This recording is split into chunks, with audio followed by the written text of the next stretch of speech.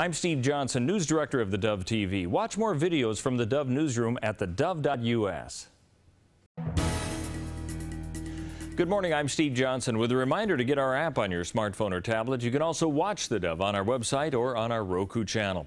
Well, a hostage situation in Mali still continues to unfold this morning. A Malian military official says about 30 hostages were freed initially after 10 gunmen attacked the Radisson Blu Hotel in the capital, killing at least 3 people. Up to 90 have now been freed. The official says Malian special forces are going floor by floor trying to make contact with the attackers.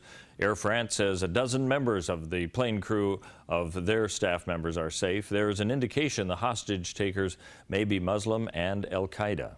A plan to ban all pot growing in Medford has been voted down by the City Council. It gives voters the chance to decide the issue in the future. During an at times boisterous council meeting, testimony heard from pot growers and those who provide medical marijuana privately and through their business of the need to allow pot grows in the city limits. Pot grower Riot Schechter told the council he paid $20,000 for growing equipment and has expansion plans, except for what appeared to be the city's plan to shut him down. Today we're supplying Oregon $11 million of cannabis sold in 1 week in Oregon. Wait till it's legal nationwide. We are going to provide the world with cannabis, and you are standing in the way.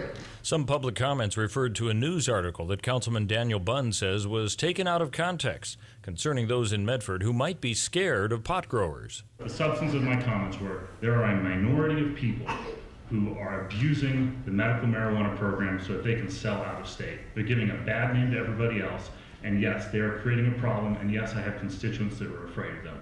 But to suggest that citizens at large or anybody up here on the dais is afraid of users is ridiculous. Other testimony before the council centered on lawsuits that could be filed against the city if the grow operations were not allowed. While pot might be legal in Oregon from a federal perspective, it's still against the law to grow it or consume it.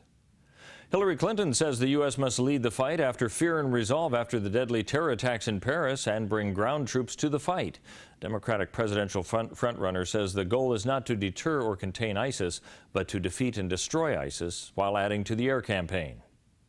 A more effective coalition air campaign is necessary, but not sufficient. And we should be honest about the fact that to be successful, airstrikes will have to be combined with ground forces actually taking back more territory from ISIS. Now, Clinton didn't say how many ground troops would be needed, other than saying it would not exceed 100,000. Let's take a look at the weather scene and what we can expect for the weekend as we head into it. For Northern California and Wairika, 59 today and sunny, 57 tomorrow, 60 on Sunday, a mixture of snow and possible rain on Tuesday. As we move into the Klamath Basin, fog today, then clearing, 51, 52 tomorrow, and the only chance for rain, a slight chance on Monday, maybe some snow flurries on Tuesday.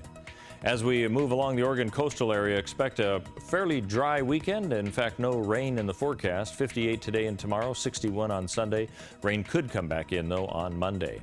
As we move into the Bend area of Central Oregon, 43 today, 48 tomorrow, and then into the 50s for Sunday and Monday with just a slight chance of rain on Tuesday.